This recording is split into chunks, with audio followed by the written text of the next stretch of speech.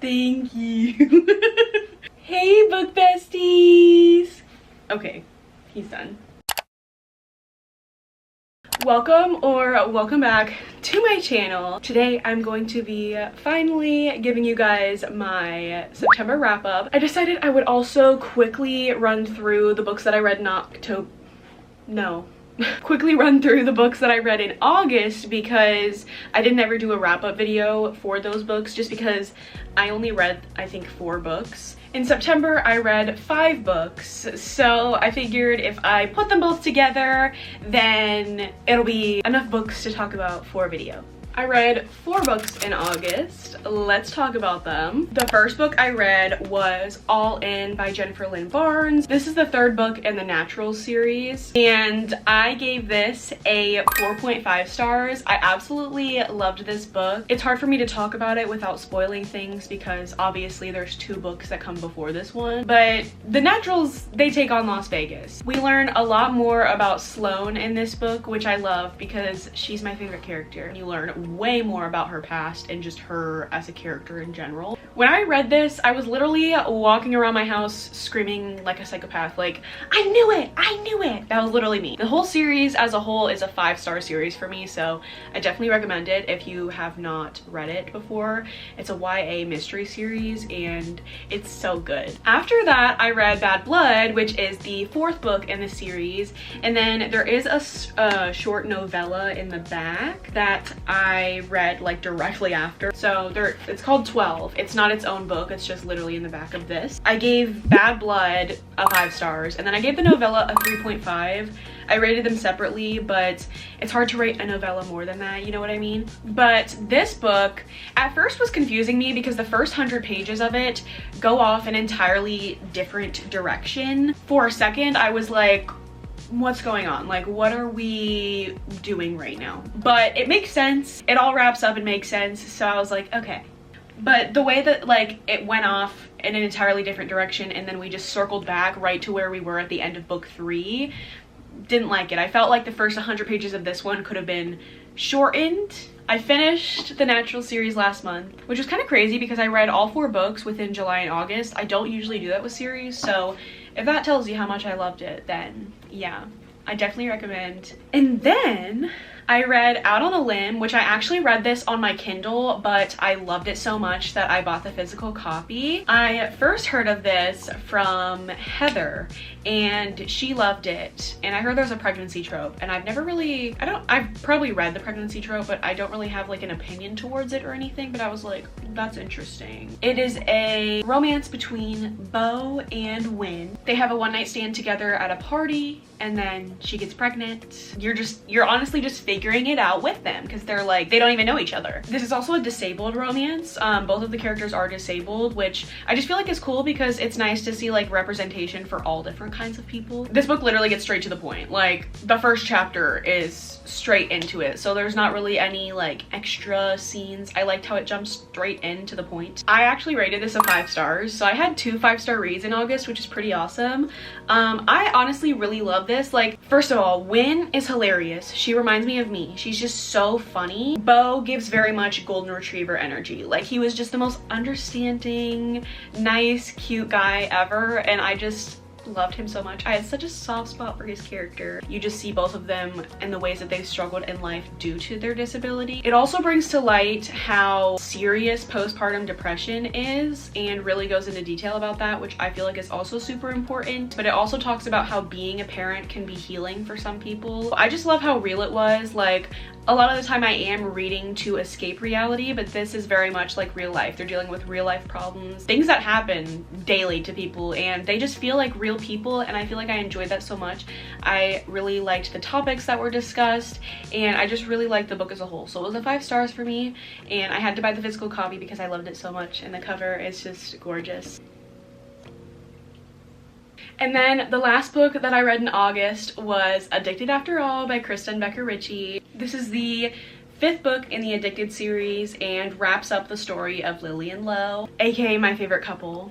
And I rated this one a 4.5 stars. I felt like this book was a perfect way to end their story.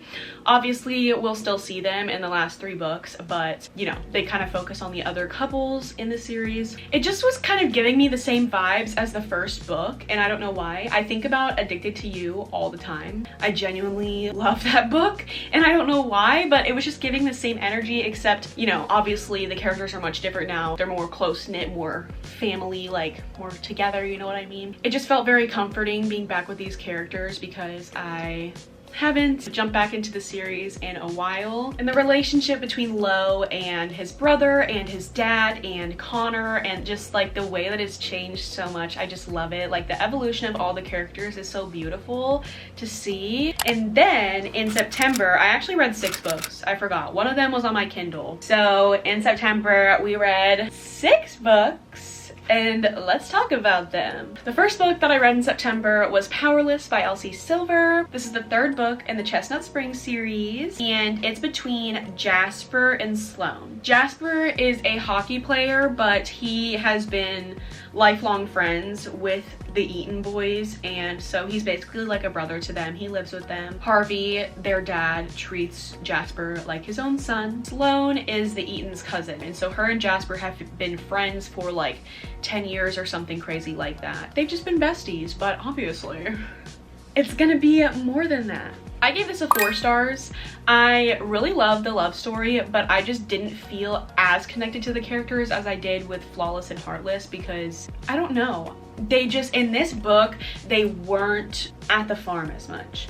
They were some of the time, but a lot of the time it was just like them two doing their own thing, which is great. But I love the like found family aspect and having all of the characters in the books. And this one, I just felt less of that, so I don't know if maybe that was why I was less connected to the story. But both of the characters' development throughout the story was awesome. I just love to see Jasper come out of his shell. Sloane became such an independent woman and not caring what anybody thinks, and we love to see that. I always love a good character development, and this book was really good. I'm excited to continue the series because Beau's book does come out this month, and y'all know I'm so excited. Then after Powerless, I read Rein Me In. This book, I actually saw artwork for it on Instagram, and I really liked the artwork, so I was like, let me read this. And I also like the cover of the book, so I just randomly picked it up. I wanted a cowboy romance, and Powerless didn't give cowboy like I thought it was going to, so I was like, let me read something else. Rein Me In is definitely a cowboy romance. So it's about...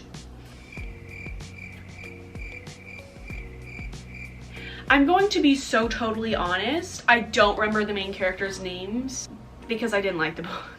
I was literally hoping that I would just come across this book and love it, and it would just be like, oh my gosh, this random book that I found I love. But I didn't feel like that, and I ended up rating it a 2.5 stars. It wasn't a bad book, I just feel like it wasn't for me. I had a couple of things that just bothered me. One was that the main girl, like the FMC of the book, was just really irritating. She is going through a lot, she's dealing with a lot of grief, but she's just so mean to everybody, and I don't like that. Like, I get going through grief and everything, but I just really, like, her attitude was just not it for me. It was just kind of slow.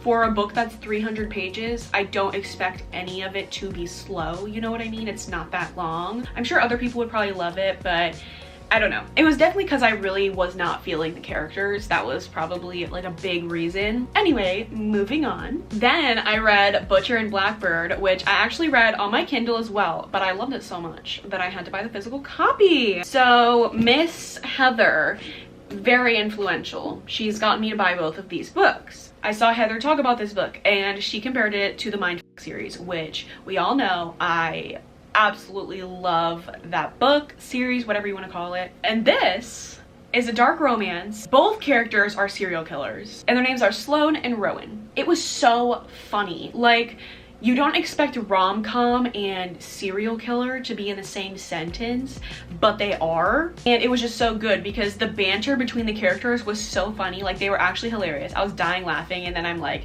wait, is it okay for me to be laughing at this right now? Like, I actually rated it a 4.5 stars because I really liked it, but the My series is a 5 stars, and considering this was compared to it, I couldn't rate it the same as the My series because it just Like, it just wasn't, okay? It was really good, but you know. Rowan challenges Sloane to a annual murdering competition. So they basically each year get together and like kill somebody. I'm telling you, like, this story was so absolutely unhinged. Please read the trigger warnings. The trigger warnings are actually what made me like want to pick up the book in the first place. That actually sounds concerning, but I promise I'm fine. But regardless of how unhinged it was, I ate up every second. I definitely recommend this if you liked the Mind series and you like books like that. I would highly recommend reading this, but please read the trigger warnings. Don't just read it. Like, oh my god. Like, I'm not about to be in charge for any of y'all's trauma. And then after that, I felt like I was reading so much romance, and I've been on a fantasy kick ever since. It is fall, baby. I hit fall in the middle of September, and it started off strong because we read Fourth Wing, which so many of you guys have been waiting for me to read this, and I'm so happy I read it. Like, honestly, y'all knew I was gonna love it, and you guys just know me. You know me because I did love it. I gave it a 5 stars. If you haven't watched my Reading Until I Get a 5 Stars, please watch it because you get all my reactions to this book, and I bawled my eyes out. Like, yeah. If you don't know what Fourth Wing is about, it's about a girl named Violet, and she has spent her life studying to be a scribe. So in this world, you spend your life studying to be whatever you're gonna be. She spent her life studying to be a scribe. Her mom, who is the general of like their army or whatever, is like, hey, you're not gonna be a scribe, actually, you're gonna be a rider. Riders, aka dragon riders, they fight in the wars. They basically train their whole life to build the, you know, muscle and lifestyle that you need to ride a dragon, I guess. Violet is thrown into the Riders Quadrant and has to go through all of these different tasks to become a rider. And if you don't, you die. Ride or die. Oh wait, no, it says fly or die. So yeah, you fly or you die, you know? First of all, I really liked how this story jumped straight into the plot. After reading this, I'm on Fourth Wing TikTok. Like, I know everything. I'm obsessed, okay? Rebecca Yarros said that she wrote this book for romance readers to get them into fantasy. So there's very little world building, which I enjoyed because world building can get kind of excessive sometimes and also confusing. It's a lot to remember. The world building in this book is kind of just done throughout the story. Like, for example, when Violet is nervous, she'll start reciting historical facts about her country, and a lot of people criticize the book for that, but it's written like that for a reason, and I think that's why it's so popular, because it's a perfect balance between high fantasy and romance. I was hooked the entire time.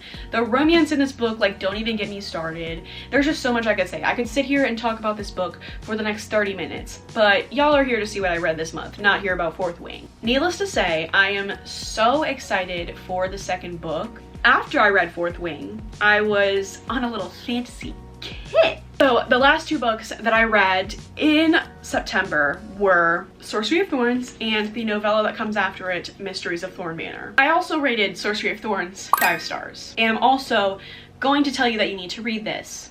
Going from Fourth Wing to this book is a huge change because Sorcery of Thorns is high fantasy. There's a ton of world building, a lot of big words, a lot of, like, it got confusing at some parts. There's still some things that I probably couldn't tell you, but I was there for vibes, okay? So this is a fantasy about Elizabeth, and she is an orphan who grew up in a library. She's literally lived in a library her whole life. But the world that they live in is a little bit different because books aren't just regular books. They're magical. So depending on the level of the book, some of them can like talk and sing and fly around and do all kinds of shit. But some of the magical books are dangerous. And so there's people that work at the library, Elizabeth being one of them, that work there to protect the books and just make sure they're like upkept and kept nice so they don't turn into a giant monster. But one day that does in fact happen, and Elizabeth is accused of treason because they think it was her. So she's sentenced to go off with the sorcerers. The sorcerers, Elizabeth believes to be like the most horrible people ever, like just the worst evil, just gonna kill her straight away. But then she meets Nathaniel Thorne, who she has met before, and you do get to see that in the book. It's very much a fantasy romance, not romance fantasy. The fantasy definitely comes first, the romance being a subplot. They don't even so much as kiss in this book, okay? But you're gonna love it. You're gonna love it. It's literally about magical books and demons and all kinds of shit. Like, when I tell you a war breaks out between books and demons, I'm not kidding. At some times, I felt like I was on drugs reading this. It was a fun time. I absolutely loved it. I cried at the end. I cried at the end of Fourth Wing too, like, don't even get me started. But I cried at the end, like, literally was so good. Who knew that I would have such a soft spot for a demon? If you know, you know. You know, like, romance and fantasy just hits so much different. And even though they literally don't even kiss, like, I don't know, it's just, I love it so much, okay? So obviously afterwards, I had to read the little novella that actually came out earlier this year, Mysteries of Thorn Manor, and this little novella is literally just vibes. Like, there's not really a plot to it at all. Like, there's a storyline, but the point of this was 100% to focus on the romance between Nathaniel and Elizabeth. And you get so much romance, so many beautiful quotes, so many amazing scenes. I was literally smiling, laughing, and giggling the whole time while reading this novella. I loved it because if you read Sorcery of Thorns, you have to read this so you get that like romance that you need, that you feel like you need. This is a standalone, this is it. So this is just like a little, like, hey, little story. I feel like I never really hear anything about this book, but I need you to read it. If you like fantasy, you have to read it, okay? It's really good, I promise. But those are all of the books that I read in August and September. I read so many good books within the last 2 months, and I'm just in a huge reading mood because I've just been reading so many good books. If you've read any of these, let me know what your thoughts were. I highly recommend you to read all of the 5 stars that I talked about, okay? You have to read all of them. And I will see y'all in my next one.